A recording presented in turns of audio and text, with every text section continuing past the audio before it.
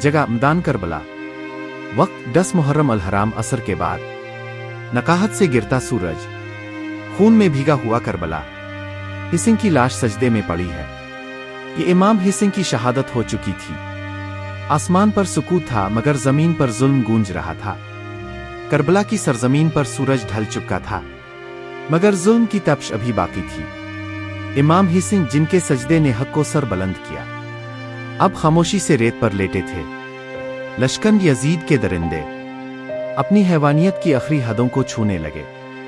Yazidi लश्कर अब सिर्फ जिस्मों का कत्ल नहीं चाहते थे, वो रूहों को रोंदना चाहते थे। आग उनके हाथ में थी और हैवानियत उनके इरादों में।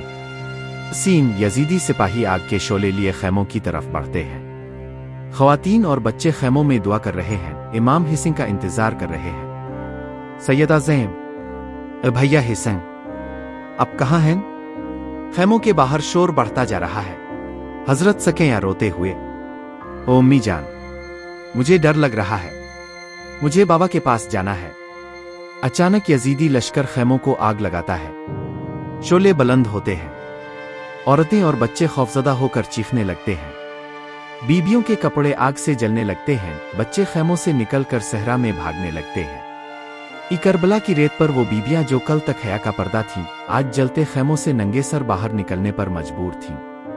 हजरत साहिब बेकरारी से, ए अली अकबर, कासिम, अब्बास, कोई है जो उन बीबियों को बचा सके? ये वो खैमे जो रसूल की औलाद का साया थे, आज वो शोलों की जद में थे। ये लाशें मैदान में छोड़ दिए गए और अहल बित को कैद कर लिया गया। बीमार इमाम ज़ैन अलाब्दीन के पांव में जंजीरें डाल दी गईं और सकिया के नाजुक हाथों में रस्सू बांध दी गई।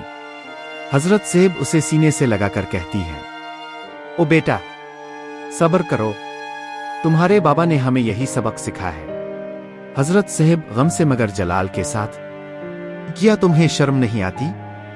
रसूल की नवासियों के हाथ बांधते हो। ये काफिला न सिर्फ जंजीरों में जकड़ा हुआ था। यजीदी फौजी अहल बैत को ऊंटों पर सवार करके कूफा की तरफ रवाना करते हैं, सरों को नेज़ों पर बुलंद करते हैं, बल्कि सब्र, अजमत और हक की रोशनी से जगमगा रहा था।